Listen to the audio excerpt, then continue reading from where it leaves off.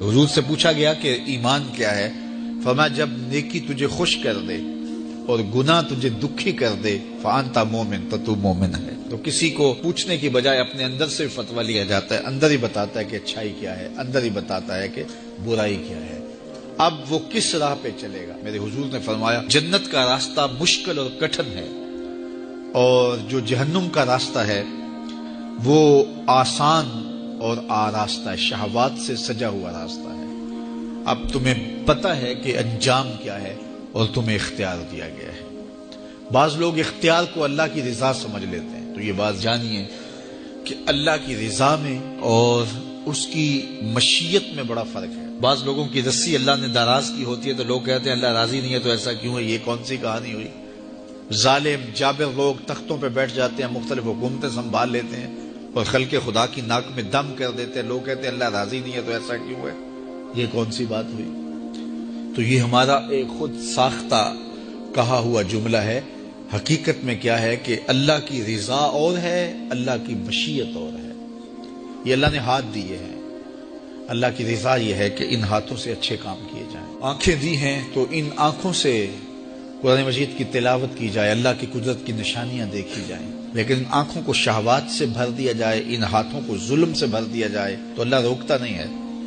ایسا نہیں ہے کہ بندہ گالی دینے لگے تو زبان ٹیڑھی ہو جائے، ایسا نہیں ہے کہ بری نظر سے آنکھوں کی بینائی کمزور ہو جائے، ایسا نہیں ہے تھپڑ مارنے لگے تو ہاتھ رک جائے، ایسا نہیں ہے کہ وہ میں خانے کی جانب چلنے لگے تو پاؤں کی انگلیاں ٹیڑھی ہو جائیں، چلا نہ جائے، ایسا نہیں ہے۔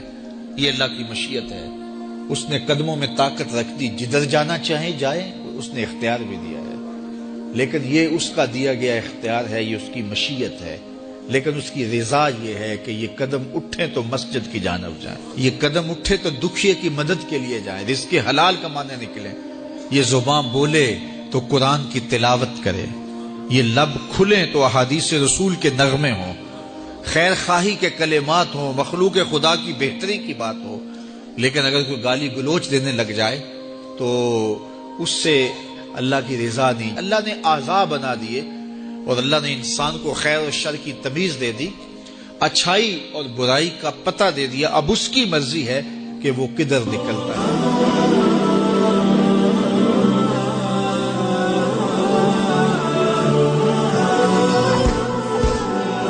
وہ ہے کہ جو خواہشات کے سائے میں جیتی ہے، پروان چڑھتی ہے، بڑھتی ہے، وہ بہائم ہیں، اور ایک مخلوق وہ ہے کہ جن کی تسبیح، ذکر، سجدہ اور قیام ہی غذا ہے، اور یہ تیسری مخلوق حضرت انسان ہے کہ اب یہ اس دوراہے پہ کھڑی ہے، چاہے لڑک کے ادھر چلی جائے، چاہے پرواز کرے تو فرشتوں سے بھی آگے گزر جائے۔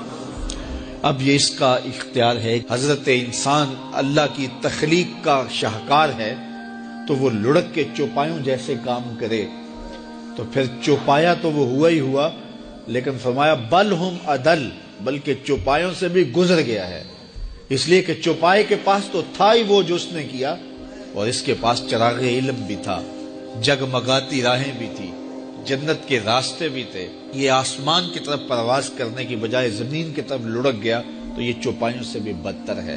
اور اگر یہ دوسرا راستہ جو کہکشاؤں سے بھرا ہوا راستہ ہے، نور و نکھت سے سجا ہوا راستہ ہے، اس خیر کی راہ پہ گامزن ہوتا ہے تو پھر فرشتے بھی اس کی قسمت پہ رش کرتے ہیں، پھر فرشتوں سے بھی آگے گزر جاتا ہے۔ یہ اللہ تعالیٰ نے ہر طرح سے راہیں اس کے لیے اجال دی، فطرتاً بھی اور انبیاء اور رسل کے ذریعے بھی، کتب کے ذریعے بھی، صحیفوں کے ذریعے بھی، مصلحین کے ذریعے سے، عقل و فہم جو دیا گیا اس کے ذریعے سے۔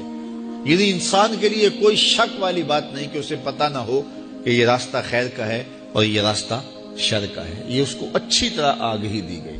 جب کوئی چوری کرنے لگتا ہے، دیوار پھلانگتا ہے، اس کا دل دھڑکتا ہے، یہ اللہ تعالیٰ کی طرف سے وارننگ ہوتی ہے کہ تو غلط کام کرنے جا رہا ہے۔ جب کوئی ڈاکہ مارنے لگتا ہے، ناکہ لگا کسی کو روکتا ہے، تو اس کا دل ڈرتا ہے کہ تو جرم کر رہا ہے۔ جب بدکاری کو کرنے لگتا ہے تو اس کا دل ڈولتا ہے کہ تم غلط کام کرنے جا رہے ہو۔ جب کوئی کسی کو قتل کرنے لگتا ہے تو جب وہ مقتول پہ حملہ آور ہوتا ہے تو دل ڈولتا ہے کہ تم غلط کر رہے ہو۔ حتیٰ کہ دیوار رکھتے ہوئے ہمسائے کے 2 انچ بھی دبانے لگے تو دل ڈولتا ہے کہ تم غلط کر رہے ہو. یہ جو تیز تیز دل دھڑکنے لگتا ہے گناہ کرتے ہوئے، تو یہ اللہ کی طرف سے اسے بتایا جا رہا ہوتا ہے کہ تم غلط